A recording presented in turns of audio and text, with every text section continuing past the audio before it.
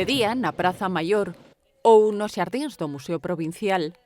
E de noite, durante o Ar de Lucus, Lugo é un gran escenario no que se roda a película da súa historia. Escoita, Xúpiter, e ti xa no Quirino. Logo da representación nocturna da Fundación da Cidade, esta mañá Lucus Augusti despertaba en calma.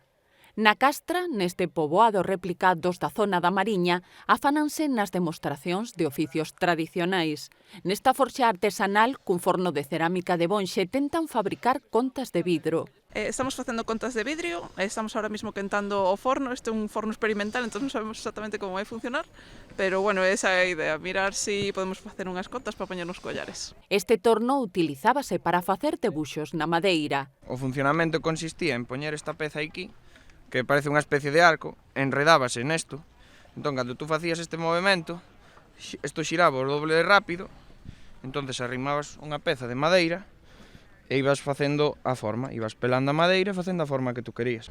Sí, é moi interesante esta cousa de veres en vivo como se facían e todo, sí, apréndese moitísimo.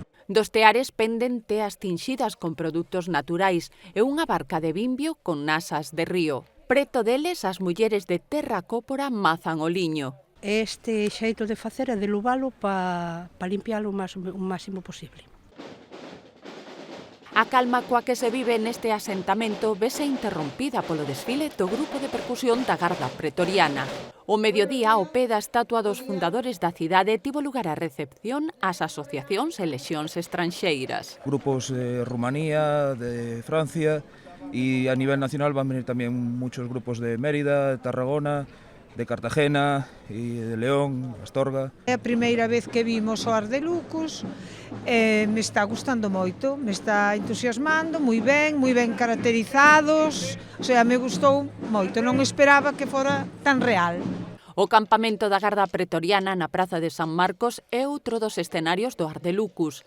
No seu interior, hoxe houbo degustación. He probado los quesos que desayunaban los romanos y me ha gustado sobre todo el de cabra, que es un queso untado con diferentes hierbas y aceite de oliva. Como nuestra intención es recrear una domus, pues lo que intentamos primero es recrear lo que hace cualquier persona cuando se levanta, que es el desayuno.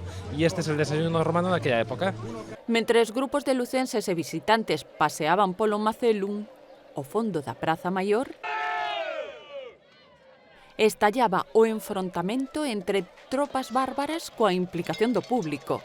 Bueno, el problema es que a mí me gustan las películas de los romanos y todo, entonces me parece curioso e interesante verlo así, más o menos como de persona. Quería verlo en persona porque en la escuela estudio la historia de Lugo. Os desfiles e actividades continuarán ao longo de toda a xornada.